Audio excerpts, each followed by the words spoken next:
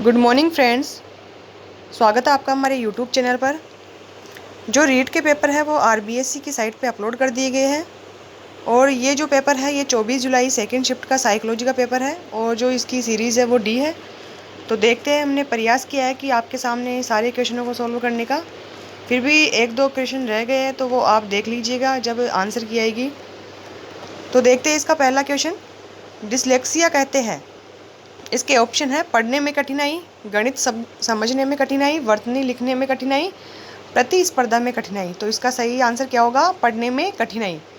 Second है, formula of IQ का पूछा है, बुद्धि लब्धि निकालने का सूत्र। तो इसके विकल्प है MA बटा CA इंटू 100, CA बटा MA इंटू 100, CA इंटू 100 बटा MA, MA बटा BA इंटू 100। तो इसका सही आंसर क्या होगा? MA बटा CA इंटू 100।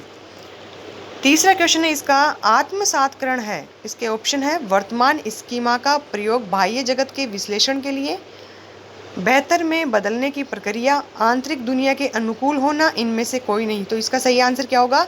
वर्तमान स्कीमा का प्रयोग बाह्य जगत के विश्लेषण के लिए। अगला है, शिक्षा के 3 प्रमुख आधार है। तो जो शिक्षा के 3 प्रमुख आधार कौन कौन से वह आपको बताना है। इसमें कौन कौन से विकल्प हैं? शिक्षक छात्र पाठ्यक्रम, सिद्धांत शिक्षण उद्देश्य, शिक्षा क्रियाविधि, शिक्षक महत्व, शिक्षक वस्तुनिष्ठता। तो इसका सही आंसर क्या होगा? शिक्षक छात्र पाठ्यक्रम। अगला है, व्यक्ति को चित्रों की एक श्रृंखला दिखाई जाती है और उसे एक कहानी बनाने के लिए कहा जाता है। यह किस में आता है? कौन सी प्रक्षेपी तकनीक है जिसमें यह प्रयुक्त किया जाता है? इसके विकल्प हैं कथानक, संप्रत्यक्षण, परीक्षण, भूमिका निर्वाह, रोशार्क, नाटकीय प्रस्तुति। तो इसका सही आंसर क्या होगा? कथानक, संप्रत्यक्षण, परीक्षण। अगला है, निम्नलिखित में कौन सी व्यक्तित्व का आकलन करने के लिए एक व्यक्तिगत विधि नहीं है? इसके विकल्प है व्यक्तिगत इतिहास, साक्षात्कार तकनीक, वस्तु सूची तकनीक, निर्धारण मापनी। तो इसका सही आंसर क्या होगा? वस्तु सूची तकनीक। अगला है, निम्नलिखित में से कौन सा मानसिक मंदता के वर्गीकरण के अंदर नहीं आता? तो इसमें ऑप्शन है, देख लीजिए, अभी इसका कंफर्म पता नहीं है मुझे। नेक्स्ट है, RT अधिनियम 2009 के अनुसार निम्नलिखित किस प्रमाण पत्र के बिना कोई विद्यालय स्थापित नहीं किया जाएगा? इसके ऑप्शन है प्रशंसा, मान्यता, नियम एवं शर्तें, प्राधिकार। तो इसका सही आंसर क्या होगा? उत्तर बी, मान्यता। अगला है, अनुभव द्वारा उत्पन्न व्यवहार या व्यवहार क्षमता में किसी भी अपेक्षाकृत स्थायी परिवर्तन को क्या कहा जाता है? इसके ऑप्शन है अधिगम, विचारण, अनुभूति, प्रेरणा। तो इसका सही आंसर क्या हो जाएगा? अधिगम। नेक्स्ट है, निम्नलिखित में से सीखने की प्रक्रिया में क्या शामिल है? तो जो सीखने की प्रक्रिया इसमें क्या क्या शामिल है? यहाँ पर ऑप्शन है शारीरिक, मनोवैज्ञानिक, पर्यावरणीय, उपरोक्त सभी। तो इसका सही आंसर क्या होगा? उपरोक्त सभी। अगला है, वो निकटतम वातावरण है जिसमें व्यक्ति रहता है। तो कौन सा ऐसा वातावरण है जिसमें व्यक्ति रहता है? इसके ऑप्शन है सूक्ष्म प्रणाली, मेसो सिस्टम, एक्सो सिस्टम, कालक्रम। तो इसका सही आंसर क्या हो जाएगा? सूक्ष्म प्रणाली। 12वां क्वेश्चन है इसका, किसने बहुबुद्धि का सिद्धांत प्रस्तावित किया है? तो जो बहुबुद्धि सिद्धांत है वह किसने दिया है? इसके ऑप्शन है हार्वर्ड गार्डनर, फ्रायड, बिने, थ्रस्टन। तो इसका सही आंसर क्या हो जाएगा? Harvard garden. नेक्स्ट है, निम्नलिखित में से कौन व्यक्तित्व का जैविक निर्धारक नहीं है? इसके ऑप्शन है तंत्रिका तंत्र, वाहिनीहीन ग्रंथियां, दैहिक संरचना, स्थितिजन्य संरचना। तो इसका सही आंसर क्या हो जाएगा? वाहिनीहीन ग्रंथियां। अगला है, निम्नलिखित में से कौन आनुवांशिकता का सामान्य नियम नहीं है? तो यहाँ पे सामान्य नियम की बात पूछी है। इसके ऑप्शन है प्रगति, रूपांतर, प्रतिगमन जैसे पैदा होता है। तो इसका सही आंसर क्या होगा? विकल्प ए, प्रगति। 15वां प्रश्न है इसका, RT अधिनियम 2009 के अनुसार प्रारंभिक शिक्षा का अर्थ है।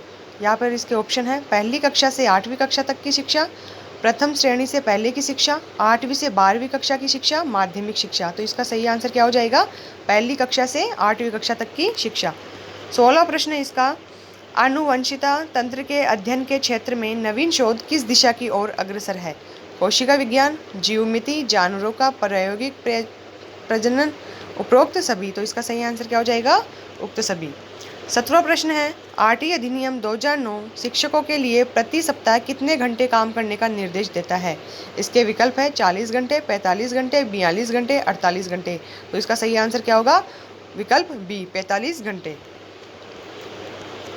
18वां प्रश्न है, शिक्षकों को मानसिक रूप से विक्षिप्त लोगों को निर्देश देते समय यह ध्यान रखना चाहिए। क्या ध्यान रखना चाहिए? इसके विकल्प है परीक्षा उत्तीर्ण करने में सक्षम है, अधिक व्यावसायिक कौशल सीखे, सामान्य बच्चों के साथ प्रतिस्पर्धा करने के लिए कड़ा परिश्रम करें, लगातार प्रतिस्पर्धी खेलों में समय बिताए। तो इसका सही आंसर क्या होगा? अधिक व्यावसायिक कौशल सीखें। नेक्स्ट है, पारितोषिक तथा दंड के माध्यम से सीखना है। इसके विकल्प है प्रेक्षणात्मक अधिगम, सामाजिक अधिगम, क्रिया प्रस्तुत अनुबंधन, शास्त्रीय अनुबंधन। तो इसका सही आंसर क्या हो जाएगा? क्रिया प्रस्तुत अनुबंधन। नेक्स्ट है, परीक्षण का संदर्भ दो भिन्न अवसरों का एक ही परीक्षण पर किसी व्यक्ति द्वारा प्राप्त लब्धांकों की संगति से है। इसके ऑप्शन है विश्वसनीयता, वैधता, वस्तुनिष्ठता, इनमें से कोई नहीं। तो इसका सही आंसर क्या होगा? विश्वसनीयता। 22वां प्रश्न है, बच्चों को मुफ्त और अनिवार्य शिक्षा का अधिकार किस अधिनियम के अंतर्गत आता है? इसका ऑप्शन है 2009, 2012, 2005, 2010। तो इसका सही आंसर क्या हो जाएगा? 2009।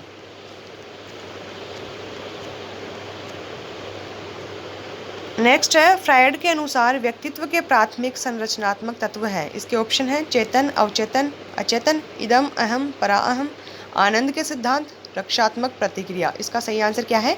इदम, अहम, पराअहम।